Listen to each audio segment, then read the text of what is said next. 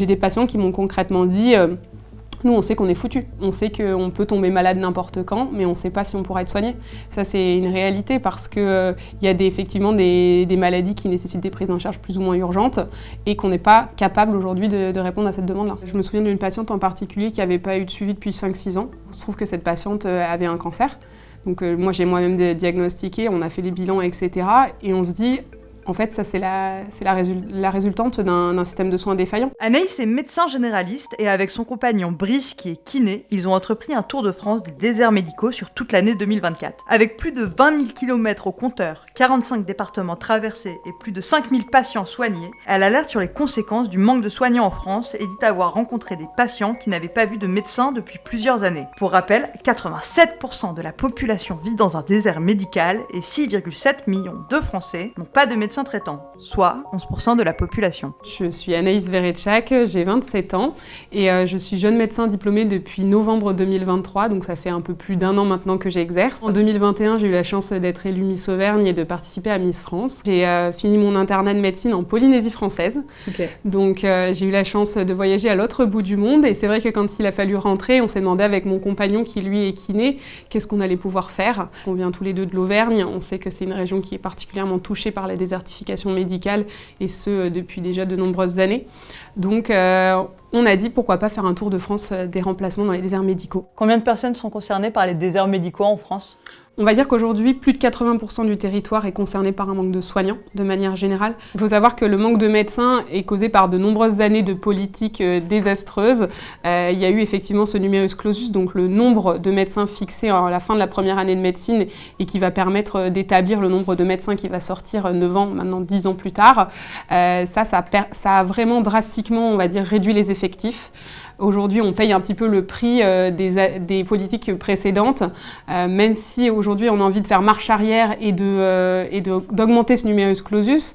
C'est vrai qu'il faut quand même 10 ans pour sortir un médecin, donc ça prend tout de suite du temps. Est-ce que vous pouvez nous raconter votre réalité, votre quotidien en tant que médecin ? Alors moi, généralement, je faisais à peu près, donc je mettais en créneau 8h, 18h, en sachant que 18h, c'est le créneau où je vois le dernier patient, mais que derrière, il y a généralement 2 heures encore de travail administratif, de travail où il faut relire les biologies, rappeler les patients, etc. Donc ça, c'est toute une partie qui est non rémunérée et que les patients ne voient pas toujours. Il faut savoir que quand on arrête les rendez-vous, il y a encore du travail derrière. Moi, j'ai essayé de faire en sorte de proposer des créneaux aussi à des patients qui n'avaient pas de médecin, donc des patients qui n'étaient pas suivis au cabinet. Et on se rend compte qu'en fait, aujourd'hui, il y a de plus en plus de gens qui n'ont pas de médecin traitant. Ça concerne des millions de Français. Et malheureusement, ils essaient de trouver des rendez-vous quand ils peuvent, où ils peuvent, et c'est dramatique. Et dans certaines zones où j'ai remplacé, les délais d'attente pour aller consulter son médecin traitant s'élevaient parfois à plus d'1 mois. 1 mois pour aller voir un médecin généraliste, quand on sait que c'est le premier recours, c'est dramatique. Les premières observations sont sans appel. Si pour beaucoup de Français se soigner est un véritable parcours du combattant, pour d'autres, c'est devenu tout simplement mission impossible. Les délais de rendez-vous s'allongent, atteignant parfois plusieurs semaines, pendant que des centaines de milliers de patients se retrouvent sans médecin traitant. Aujourd'hui, je me souviens d'une patiente en particulier qui n'avait pas eu de suivi depuis 5-6 ans. Et finalement, il se trouve que cette patiente avait un cancer. Et ça, c'est des cas comme ça, il y en a tous les jours. Enfin, vraiment, des patients, ce soit des enfants qui sont terrorisés de voir le médecin parce qu'ils n'ont jamais vu le même médecin depuis qu'ils sont nés, ça c'est la réalité. Des femmes enceintes qui arrivent et qui sont inquiètes parce qu'elles ne trouvent pas un seul médecin pour faire suivre leur enfant à naître. Ça, c'est la réalité, c'est le quotidien. Je me rappelle particulièrement du remplacement dans le sud d'Aveyron où c'était extrêmement difficile parce que j'étais vraiment isolée. J'étais la seule médecin sur 652 km², donc ça représente à peu près 6000 habitants. Aujourd'hui, je vous emmène avec moi dans ma journée de médecin généraliste remplaçante dans un désert médical au fin fond de l'Aveyron. 150 km qui m'attendent ce matin pour les visites à domicile. Il y avait 3 EHPAD à gérer en plus et il est arrivé un moment que je sois appelée par une EHPAD pour aller gérer un patient qui n'allait vraiment pas bien. Je suis arrivée sur place, j'ai vite constaté qu'il fallait pouvoir le transférer en urgence.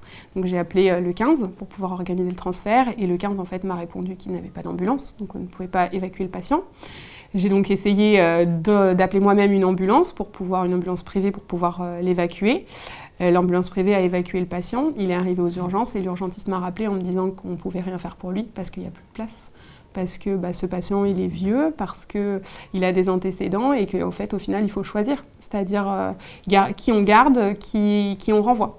Donc le patient, il est reparti à l'EHPAD et évidemment, il a fini ses jours seul à l'EHPAD alors qu'il n'y a même pas de soignant la nuit dans l'EHPAD où je travaillais. Là, aujourd'hui, on en vient à faire des concessions, de faire du tri de patients. C'est absolument pas la médecine pour laquelle moi j'ai voulu faire médecine. Il y a un mécontentement des patients qu'on ressent puisqu'ils l'expriment et ce à juste titre. C'est vrai que les patients sont démunis, ils font comme ils peuvent. C'est vrai que pour les enfants, souvent, ils n'hésitent pas à aller aux urgences.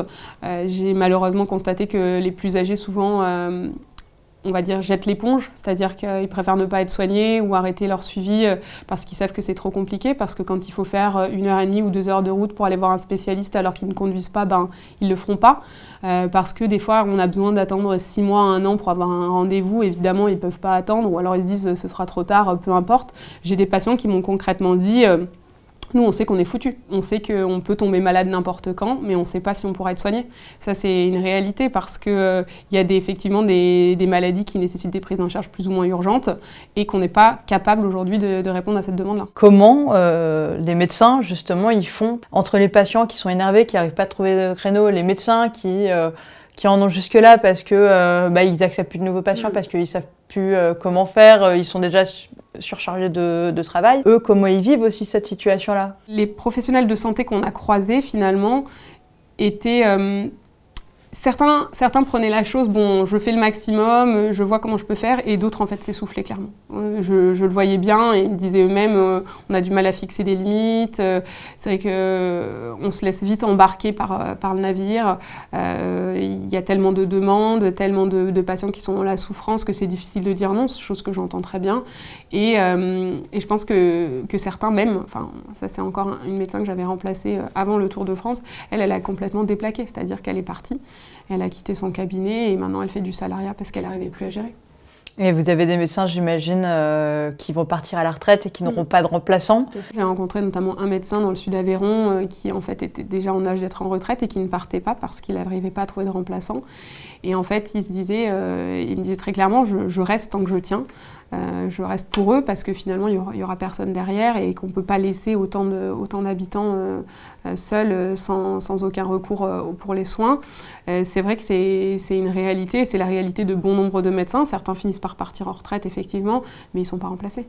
Et comment on explique que les jeunes ils n'aillent pas justement dans ce type de structure, alors qu'il y a un vrai besoin? Je pense tout simplement parce qu'ils ne sont pas amenés à y aller. C'est-à-dire que quand on fait la faculté de médecine, on est souvent dans de très grandes villes, ils ne sont pas forcément amenés à aller dans ces zones-là, donc ils ne vont pas les découvrir, ils ne vont pas se dire que finalement ça peut être un lieu dans lequel ils seront heureux, un mode de vie qui leur convient. Il faut qu'on puisse emmener les jeunes médecins dans ces zones-là, les découvrir. Ne pas les obliger, parce que quand on oblige les gens, c'est pas ce qui va fonctionner, parce qu'ils vont se sentir contraints, ils vont se sentir forcés, donc la seule chose à laquelle ils penseront, c'est d'attendre que le délai soit écourté et puis ils pourront partir. Mais y aller comme nous, on a pu faire, c'est-à-dire être invité. Il faut savoir qu'il y a des maisons de santé, des mairies qui mettent des logements à disposition gratuitement, on peut aller remplacer, que ce soit par exemple pour des vacances, on fait 2 semaines de vacances et puis on va remplacer 2 semaines un confrère dans une zone qu'on ne connaît pas. Mais encore une fois, comment on fait pour les trouver ces remplacements ? On a envoyé des centaines de mails, que ce soit à l'ordre des médecins, aux maisons de santé, etc. On envoyait des mails partout, on appelait. La plupart du temps, on finissait sur Facebook, sur des groupes de remplacement. Mais est-ce que Facebook est vraiment une plateforme dédiée à la recherche d'emploi ? Enfin, vraiment, on était sidérés par cette difficulté-là. Et nous, on avait cette envie d'aller au bout de notre projet, donc on s'est donné les moyens. Mais je comprends tout à fait qu'un jeune médecin qui finisse demain n'ait pas envie de se battre pour aller remplacer au fin fond de la Creuse ou en Aveyron, etc. Je reçois des dizaines et des dizaines de messages de jeunes qui ont envie de faire comme nous, mais ils ne savent pas par où commencer. Aujourd'hui, il n'y a pas de plateforme mise en place ni par le gouvernement ni par la sécurité sociale pour faciliter cette mise en relation, et c'est ce que j'essaie de porter aujourd'hui, parce qu'on sait que d'un côté, on a des jeunes qui cherchent à travailler, de l'autre, des plus anciens ou même des jeunes aussi qui ont envie d'être remplacés, il n'y a pas de mise en relation. Malgré tout, ça a été une super expérience. Vous et votre conjoint, vous avez beaucoup aimé. Est-ce que vous pouvez nous raconter aussi les points positifs de tout ça ? Si on devait retenir retenir une leçon sur ce Tour de France, c'est de foncer. Simplement, moi j'ai envie de dire aux confrères, que ce soit médecins, kinés, sages-femmes, pharmaciens, mais allez-y. On a découvert des territoires incroyables. Vraiment, la France est un pays mais remarquable. On a une gastronomie exceptionnelle, un patrimoine, des paysages. Enfin, vraiment, on a l'impression d'avoir voyagé toute cette année-là, alors qu'on est resté dans notre pays. Ça, c'est génial. Et puis, les patients dans ces territoires-là, ils sont exceptionnels. C'est-à-dire que moi, j'ai déjà eu une patiente qui m'a serré dans ses bras parce qu'elle était trop contente de voir un médecin. C'est des gens qui sont ravis de vous voir, qui sont contents de partager un petit mot avec vous. Ils vont vous amener des œufs. Mon compagnon Brice, il était très, très apprécié par les petites mamies. Et c'est vrai que quand il faisait sa tournée des domiciles et qu'à la fin, il a expliqué que finalement, on devait continuer pour pouvoir poursuivre notre Tour de France, forcément, il y a beaucoup de petites mamies qui ont versé une larme parce qu'il était tellement apprécié. Et c'est vrai qu'on a souvent des patients qui nous ont dit on va vous regretter. Et c'est vrai qu'on se rend compte qu'on n'est pas que des soignants, ça va au-delà de ça. Il y a vraiment un lien social qui se crée avec les patients.